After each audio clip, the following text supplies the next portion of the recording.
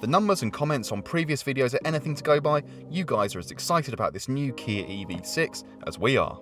It's the Korean maker's flagship EV, designed to hit the Tesla Model 3 where it hurts when it arrives in the UK later in 2021. We've got prices, we've got specs, and now we've got a physical car in a studio to have a proper poke around in. It's a much bigger car than you might expect in the metal. It's one with almost crossover-like proportions, and here it is.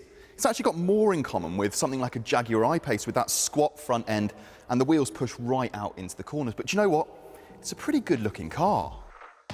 Every EV6 gets at least 19-inch diamond-cut alloy wheels, LED headlights, highway driving assistant, automatic emergency braking. Kia expects most buyers to upgrade to GT line, which is set aside from the basic model thanks to its sportier styling.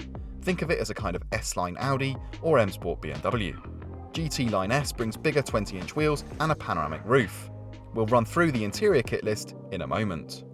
It seems whichever model you go for, there are plenty of cool details to pore over. This is a GT line car with a few subtle differences like the wheels, because this is a pre-production model. But we love these flush door handles, this sloping roofline, and these wraparound tail lights. But look, we'll leave you to soak it all in. Whilst you're there, make sure you give this video a thumbs up, subscribe to the Driving Electric YouTube channel, and hit the bell icon so you're notified when new videos go live. Prices for the Kia EV6 start from $48,995, and while you might question whether this thing can justify a price that puts it within spitting distance of premium rivals, a quick glance at that kit list, the range predictions and the charging speeds should allay some of those initial concerns. This is a pure electric family car with a range of up to 316 miles, but crucially 800-volt ultra-rapid charging, the same technology found on a Porsche Taycan. That means, given the appropriate hardware, the EV6 can complete a 10 to 80% charge of its 77.4 kWh battery in just 18 minutes, faster than any car at this price point. Not only does that put it at the front of the pack for high mileage drivers, it future-proofs it for years to come. The best bit though, using this connector, you can power anything with a 3-pin plug: phones, laptops, even other electric cars.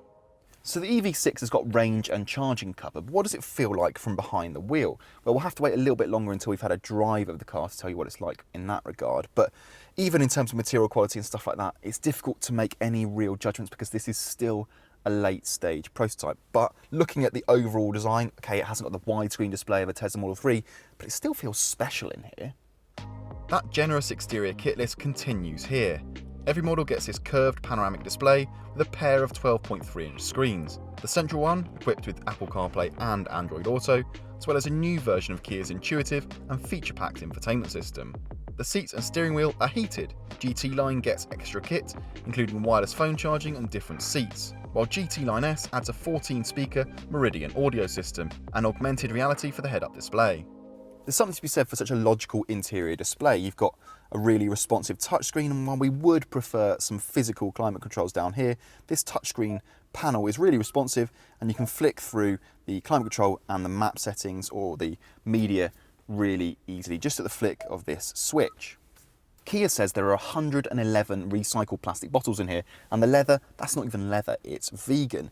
There should be soft touch materials everywhere you kind of rest your elbows or touch on a regular basis, or at least there will be in the production version. Now, if we have got one complaint, it's almost as if the car is too driver-centric. If you're sitting in the passenger seat, it feels like everybody apart from the driver has been a bit of an afterthought.